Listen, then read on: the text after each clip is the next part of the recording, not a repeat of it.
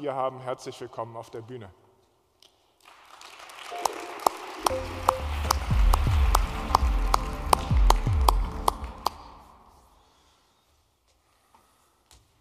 Welcome. I have the title of your speech. It is half in English and half in German. Is so it? what My language German is will not you be that in? good. I Okay. can say wunderbar, but it's not part of the title. So we will have the speech in English, and the title is Renewable Resource of the Marketplace. Wie trendig ist die Trendforschung? Bitte schön. Thank you. Thank you very much. It's very good to be here. May I have the microphone? The remote. Is it this one? All right. Perfect. Good afternoon, everyone, and it's a big pleasure to be here in this quite high-level conference about business. My name is Chiara Palieri. I'm 22 years old, born and bred in Italy, but I moved to Scotland to start university, and I've been quite active in the last 6 years as a high-level conference speaker, advocate for education and women's rights, and consultant and lobbyist for international organizations and governments. So what I want to do today, I will be very concise with my presentation, and I want to give you a first-hand input of what Generation Y is. You all belong to the business world, but maybe you're not too familiar with what are the dynamics that my generation is experiencing. So this is what I would like to do with my presentation. And my presentation will be structured in the following way. I will be giving you an input on a survey on which I've been working on 3 years ago with the Generation Europe Foundation, which is one of the foundations I've been working as a consultant. And after that, I will explain you basically some background about the survey, and then I will explain more what are the fears that my generation is experiencing. And in the final part, I would like to give you some feedback and some suggestions for you as business to include and to be more familiar with what Generation Y is expecting from the workplace.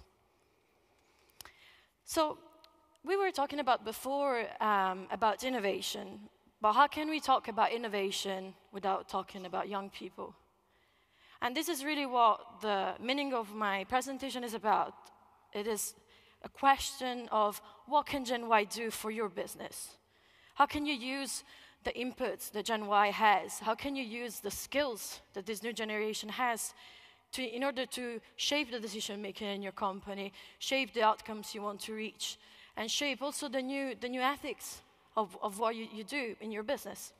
So this survey is gonna basically tell us that Generation Y is a very proactive generation with lots of fears. My generation has been through a lot.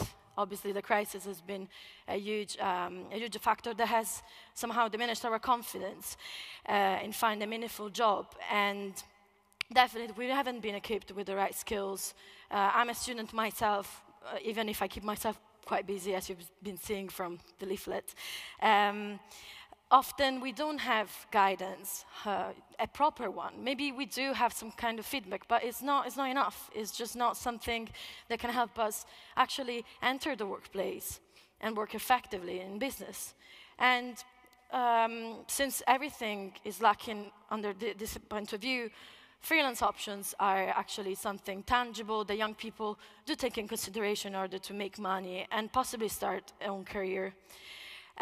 So obviously, Generation Y, with all these challenges ahead, is not prepared for employers to take advantage of them. So it is quite difficult for us to, and for me, even if I come from a quite privileged background, because I've been active in all these years, it's still quite terrifying, the idea that after graduation, it's very difficult to find something that is going to reward our human potential.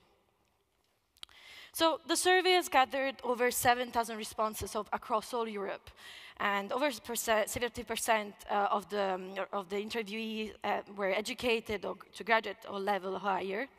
58% were from Western Europe, 38% were from Eastern Europe, 90% were between the 80s and the 90s true Gen Yers, and 70% studying or seeking work.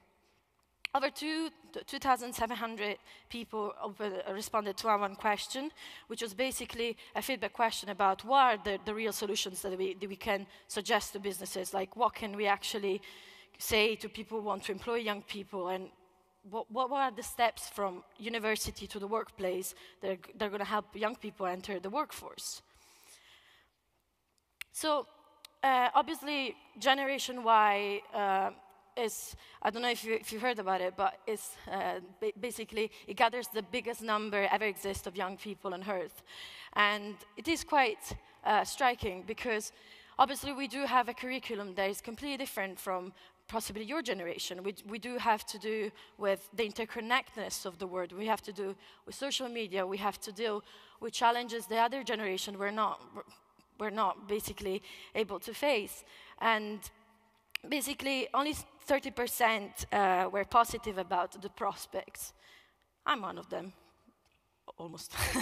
And basically, the major comment about this kind of question was that basically employers do not want to spend money and time in order to train fresh graduates because it's time-consuming, is obviously is resource-consuming in times of crisis. Priorities are different, and you come in from the business sector, you might know better than me. And females, surprisingly, are less pessimistic than men, which is quite surprising even for me, because don't get me started on the glass ceiling otherwise. Okay, why are we so unenthusiastic, sorry. The problem is the university programs should change to better fit the needs of the market.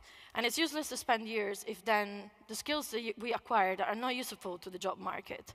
I'm a politic, I'll be graduating in June in international politics, but obviously my skills are quite up in the air for how much I love politics. But for example, my brother is an electronic engineer, and all the things he's learned are not necessarily indispensable for the job he has now, even if it's still a position for an electronic engineer, which then basically shows us the discrepancy between the academic study and the real world. And over 50% did not have career guidance whatsoever. Only 40% of those who had find it useful, which is obviously quite of a poor statistics and does not really show much success. Many universities have career centers, but a good deal of them do not operate as well as they are not an integral part of the system. My university does have some kind of career guidance, but unfortunately is not a project that's been implemented correctly in order to give young people the right skills. So finding employment is the biggest challenge the Generation Y is facing. Not because of a surprise, also the other generation have been dealing with that. But the problem, obviously, is that recession and crisis have been a massive problem for us. Thus, for example, if we think about the working opportunities that are available, there are very little, and most of them are even unpaid. Just to give you an example, even working for the United Nations as an intern, it would be basically free. You wouldn't get paid. You would need to sustain yourself in New York. You would have to pay, obviously, accommodation, food, travel. And this is somehow, in my perception, a bit of a waste of human talent, because it's good to work and it's good to volunteer, but once you have to survive, you don't really have much of a chance to do it.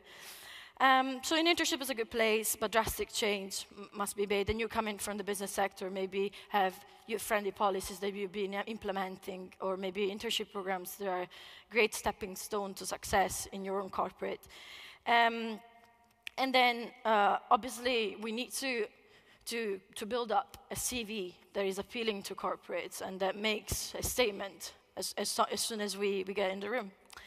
So, obviously, since standard jobs are not available, Gen Y is one of those generations who has to come up with new solutions.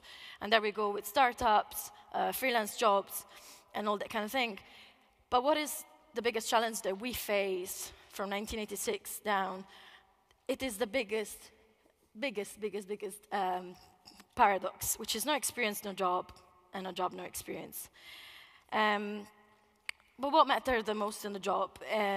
basically is to know that what you've been studying for is actually something that is useful to what you're doing in your job. You need to have a meaningful and sustainable job that help you realize your full human potential, because otherwise, what is the point in working, really?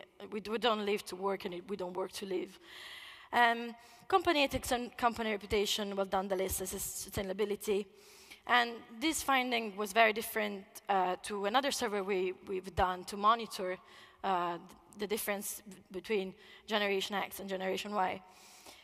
And so what do we come on with the survey? Basically, that young people are very much discouraged towards the future. I gave an interview on CNN about the Euro crisis and youth unemployment, and this was exactly my idea.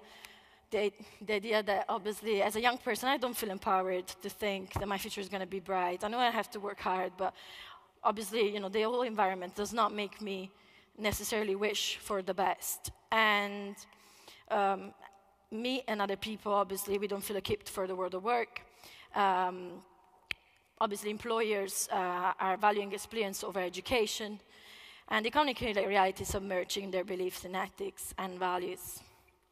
So this is the last part of my presentation, which is a bit of a feedback from someone who hasn't entered the workforce yet, but has done many things between corporates, governments, and institutions. So, especially related to you from the business sector, you need to use your influence. Do you know the Generation Y people that are in your company? Do you know what are the challenges? Have you created policies that include young people better? Do you know if what you've done is enough, basically, to empower young people in your own business? And obviously, this is all a matter of policies and a whole system, radical change that needs to happen. But I would like to conclude by saying that if you do not invest in people, you're really wasting human potential, and that's going to be basically the reason of your failure. So thank you very much, and I hope there will be questions.